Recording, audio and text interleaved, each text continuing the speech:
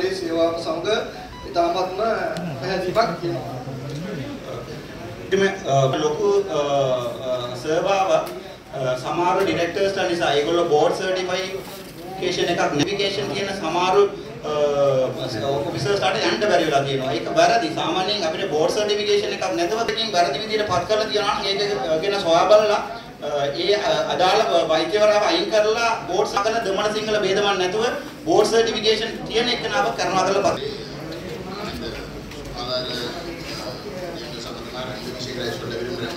අපි Apex කියලා අපි මම මිනිස්ට්‍රි එකේ වැඩ කරන නිසා මම දන්නවා Apex hospital කියලා ලොකු hospital එකක් තියාගෙන චූටි hospital එක අප පවරයිස් දැන් අපි ඉන්නේ විදියට 300ක් දැන් තියෙනවා.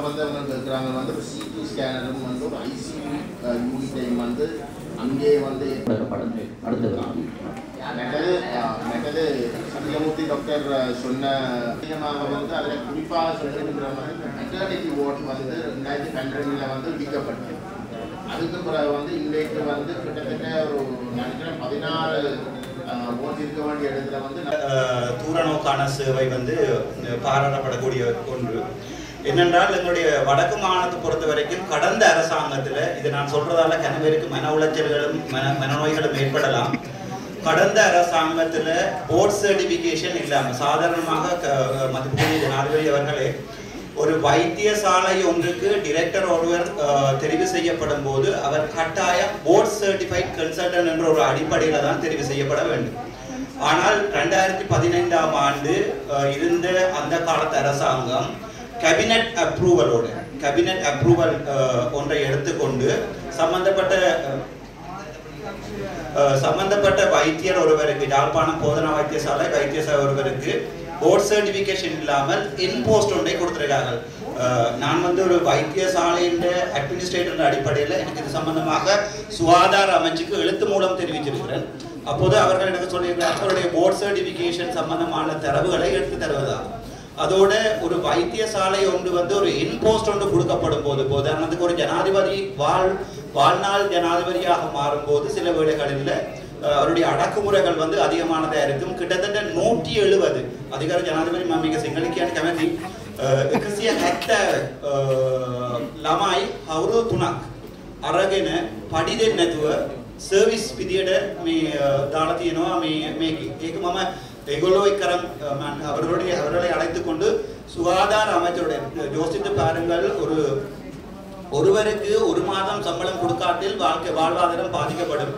170 பணியாளர்களை 3 வருடங்களுக்கு சம்பளம் கொடுக்காமல் இந்த அடிப்படையில் அரசாங்க நிறுவனம் ஒன்றில் சம்பந்தப்பட்ட வைத்திய அதிகாரி அவரை இன்போஸ்ட் என்பதால் யாரும் அவரை எதுவுமே செய்ய முடியாது பணியமர்த்தி இருக்கிறார். அதை கதைக்க போன போது சம்பந்தப்பட்ட அவ்வளவு 170 பணியாளர்களையும் வற்புறுத்தி கடிதம் வாங்கி இருக்கிறார். நான் தொடர்ந்து வேலை செய்வேன் இலவசமாக என்ற அடிப்படையில் வற்புறுத்தி கடிதம் வாங்கி இருக்கிறார். அது தவிர அதை கதைக்க போன பல அந்த தொழிலாளிகளை வந்து வைத்தியசாலையை விட்டு வெளியேறி இருக்கிறார்.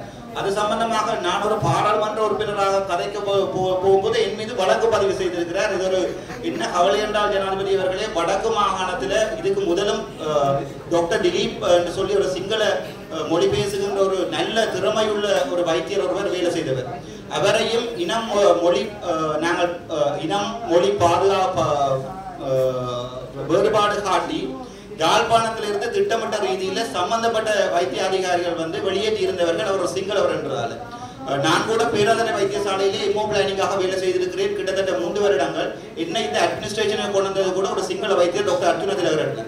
ஆனால் இப்போது இருக்கிற இந்த நிலைமையிலே சிங்கள வைத்தியர்களை வெளியேற்றுவதும் அது தவிர ஒரு இனப்பாகுபாடான இது ஒன்று எங்களுடைய வைத்தியசாலைகளில் நடந்து கொண்டிருக்கிறது. சாதாரணமாக வடக்கு கிழக்கிலே வைத்தியர்கள் இதுல இன்னொரு வைத்தியர்கள் இருக்கிறார் அவருக்கும் தெரியும். வடக்கு கிழக்கிலே வைத்தியர்கள் வந்து நியமிக்கப்படும் போது அவர்களுடைய ரேங்க் அடிப்படையில் நியமிக்கப்படும் சிங்கள மொழி பேசும் வைத்தியர்கள் தான் பெறுவார்கள். சாவச்சேரி ஆதார வைத்தியசாலை பேசுமொழியாக இருக்கிறன்னு சொல்லி எங்களுடைய மதிப்புக்குரிய பாராளுமன்ற உறுப்பினர் ஸ்ரீதரன் அவர்கள் ஐயா சொல்லியிருக்கிறார். என்னென்றால் அந்த வைத்தியசாலையினுடைய டிரெக்டராக இருந்துதான் நான் இப்போது பாராளுமன்ற உறுப்பினர் பதவிக்கு வந்திருக்கிறேன். அந்த வைத்தியசாலை ஐயா டைப் பி தரத்துக்குரிய வைத்தியசாலை. அந்த வைத்தியசாலையிலே 2014ஆம் ஆண்டு ஒரு கட்டிடம் கட்டப்பட்டு 2024ஆம் ஆண்டு நான் என்னுடைய தொழிலை இழந்துதான் அந்த கட்டிடம் இயங்கிக் கொண்டிருக்கிறது. அது தவிரவும் வடக்கு கிழக்கு மாகாணத்திலே வைத்தியசாலைகளை எடுத்து பார்த்தீர்கள் ஒன்று லைன் மினிஸ்ட்ரி வைத்தியசாலைகளாக இருக்கும், இரண்டாவது ப்ரொவின்சியல் கவுன்சில் வைத்தியசாலைகளாக இருக்கும். லைன் மினிஸ்ட்ரி வைத்தியசாலைகளுக்கு நாங்கள் வளங்களை கொண்டு கொட்டுவதால் சென்ட்ரலைசேஷன் எனப்படுகின்ற பிரச்சனை உருவாகும். அதாவது ஒரு வைத்தியசாலையிலே நோயாளர்கள் தொடர்ந்தும் லைன் அடிக்க வேண்டிய நிலைமையோடு வரும். நாங்கள் சின்ன சின்ன பெரிபரியில் இருக்கிற சின்ன சின்ன வைத்தியசாலைகளை தரம் உயர்த்துவதோடு அதிலே சம்பந்தப்பட்ட வைத்தியர் ஒரு சிங்கள மொழி பேசுவதாக இருந்தாலும் அது 24 மணித்தியாலமும் 31 நாட்களும் யாழ்ப்பாணத்தில் இருந்துதான் தொழில் புரிகிறார். இப்போது அவரை வெளியேற்றுவதற்கான நடவடிக்கையை GMO செய்து கொண்டிருக்கிறது. நான் இப்போது பார்த்திருக்கிறேன், எங்களுடைய சமன்பத்திரன் அவர்களுக்கு எதிராக ஆதார வைத்தியசாலை சாவச்சேரி மட்டுமல்ல வேலணை வைத்தியசாலைக்குமே அவருக்கு எதிராக நடவடிக்கை எடுத்துக் கொண்டிருக்கிறது. ஆதார வைத்தியசாலைக்கு இன்று பிரதியீடு செய்யப்பட்ட வைத்தியரை நான் நினைக்கிறேன் சமன்பத்திரன் அவர்கள் சொல்வார்கள், மன்னார் அல்லது கிளிநொச்சியிலிருந்து தற்போது ஸ்ரீதரன் ஐயா சொல்றார் என்னென்றால் சில நேரங்களில் நாங்கள் மருத்துவங்கள் சம்பந்தமாக கதைக்கும் போது அதன் அடிப்படை அறிவுகளை யாரையாவது கேட்டுக்கொண்டு வருவோம். கன்சல்டன் என்றது என்னென்றால் அது ஒரு MBBS முடிச்சு போட்டு இன்னொரு 5 years படித்தா தான் ஒரு கன்சல்டன் ஜனாதிபதி. ஆனால் சாதாரண ஒரு வைத்தியரை பிரதிநிதி செய்திருக்கிறார்கள். அதை அவர்களுடைய சிங்கள PD பிரதிநிதி செய்திருக்கிறார் என்பதற்காகத்தான் ஒரு அரசியல் அடிப்படையில் சொல்லப்படுவதோடு சம்பந்தப்பட்ட PDயில කවර රෝගවලට හරි යම් කාර්යයක් කරමින් හිටපු වගකීමක් තිබුණු වෛද්‍යවරයෙක් මාරු කරනවා නම් අපි ඒකට විකල්ප වෛද්‍යවරයෙක් ලබා දෙන්න ඕනේ. ඒකනේ අපි මේ ප්‍රතිපත්තිය දැම්මේ එතුමා යම් ඔපරේෂන් කරමින් හිටියා නම් මැදිහත් වෙමින් තිබුණා නම් එතුමා ඉවත් කරනවා නම් ඊට විකල්ප වෛද්‍යවරයෙක් ලබා දෙන්න ඕනේ. දැන් මෙතන වෙලා තියෙන්නේ වෛද්‍යවරු දෙන්නෙක් ඉවත් කරලා තියෙනවා. නමුත් ඒකට අවශ්‍ය වෙන වෛද්‍යවරු ලබා දීලා නැහැ. අපි බලන්න ඒක ට්‍රාන්ස්ෆර් කරලා තියෙනවා. ඒ ට්‍රාන්ස්ෆර් එක තාම ක්‍රියාත්මක කරන්නේ නැහැ. හරි ඒකනේ අපි ඒක කරමු. ඒතකොට තියෙන්නේ මේ දෙන්න අපි ඉවත් කර ඒ දෙන්න ට්‍රාන්ස්ෆර් කරනවා නම් ඊට දෙන්න ඕනේ. දෙන්න තාම අපහසු නම් අර දෙන්නම කෙටි කාලයකට තියන්න කියලා නිල්ලීම තියෙන්නේ. අපි ඒක බලමු. දසත සිසාරා විශ්වාසයේ සන්නාමය දසත නිවුස්. දවසේ දසත පැතිරුණු පුවත් ඇසිල්ලෙන් දැනගන්න දසත YouTube නාලිකාව සබස්ක්‍රයිබ් කරන්න.